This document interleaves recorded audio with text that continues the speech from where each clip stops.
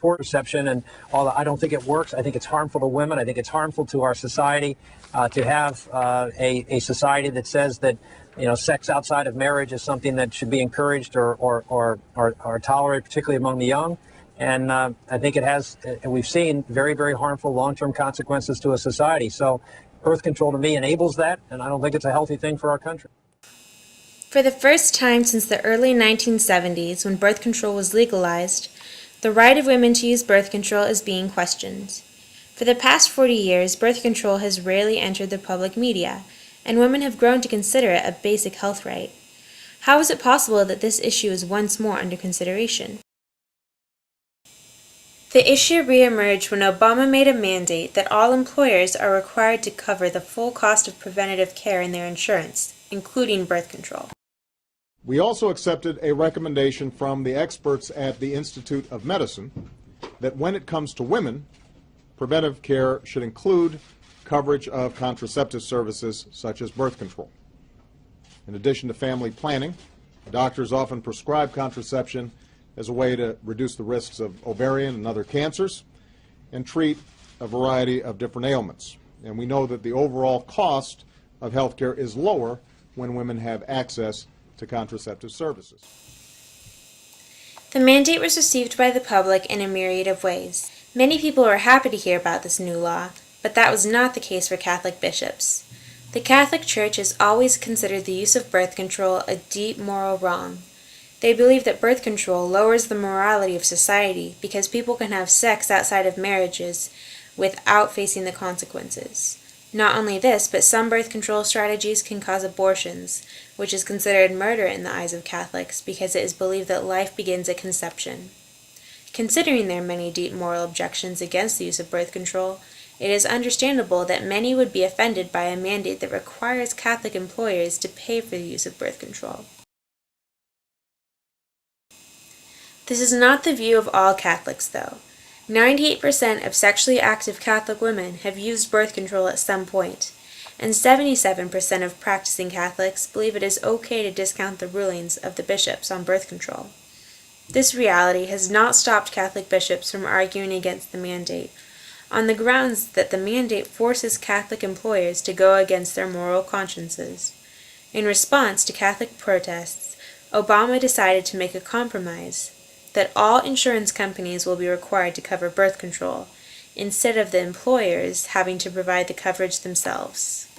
Whether you're a teacher, or a small businesswoman, or a nurse, or a janitor, no woman's health should depend on who she is, or where she works, or how much money she makes.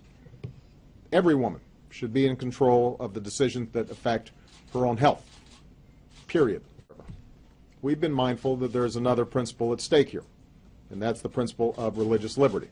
We've reached a decision on how to move forward. Under the rule, women will still have access to free preventive care that includes contraceptive services, no matter where they work. So that core principle remains.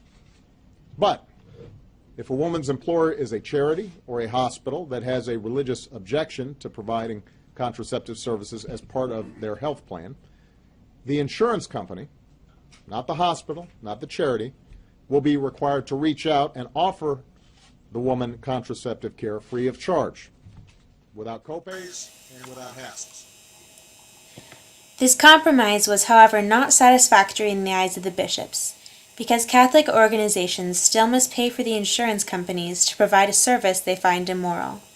Most women in the country have been unamused by the idea that they could be denied such a basic health right. Not only are women concerned about being allowed access to birth control to avoid pregnancy, but also have access to the health benefits that birth control provides. Birth control has countless health benefits that women receive. Their chances of developing ovarian cancer decreases by 50% after only 5 years of using it. Many women use birth control as a medication for serious health conditions, and because their insurer won't cover it, they find themselves paying out of their own pockets. But birth control is expensive. 50% of women ages 18 to 34 cannot afford birth control, and these women suffer serious consequences when they cannot afford the birth control for their medication. Georgetown law student Sandra Fluke shares her friend's experience. After months of paying over $100 out of pocket, she just couldn't afford her medication anymore, and she had to stop taking it. I learned about all of this when I walked out of a test and got a message from her that in the middle of the night in her final exam period, she'd been in the emergency room. She'd been there all night in just terrible, excruciating pain. She wrote to me, "It was so painful, I woke up thinking I'd been shot." Without her taking the birth control, a massive cyst the size of a tennis ball had grown on her ovary. She had to have surgery to remove her entire ovary as a result. Despite Obama's intentions that this issue would not become about politics, Republicans have been accused of declaring war on women, and Mitt Romney, the Republican candidate for the 2012 presidential election, has used the issue to make Obama look as though he is hostile towards religion. Many conservatives are concerned about the infringement on religious freedom and appalled that someone could be forced to act against their religion. When Barack Obama continued his attack on religious conscience, I don't think we've seen in the history of this country the kind of attack on religious conscience, religious freedom, religious tolerance that we've seen under Barack Obama. Most recently, of course,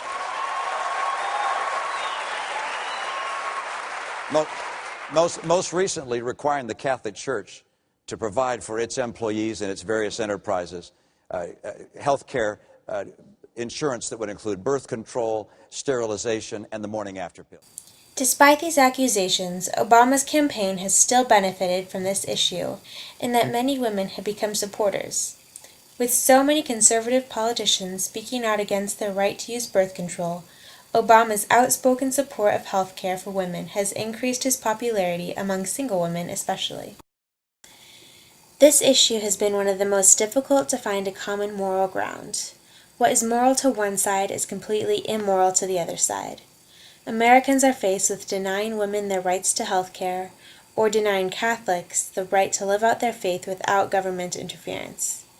These are two major contrasting views that seem impossible to reconcile.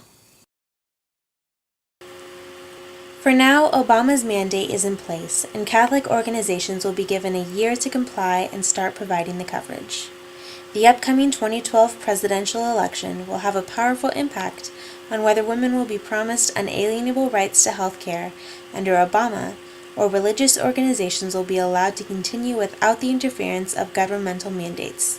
Time will only tell.